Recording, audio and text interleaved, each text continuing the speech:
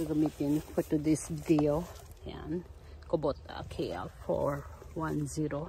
Tapos ito naman ay necklace. Yan. Tapos yan. Pinalitan na yung ano, ito. Ano tawag dyan? Ngipin. Yan. Pinalitan na yan.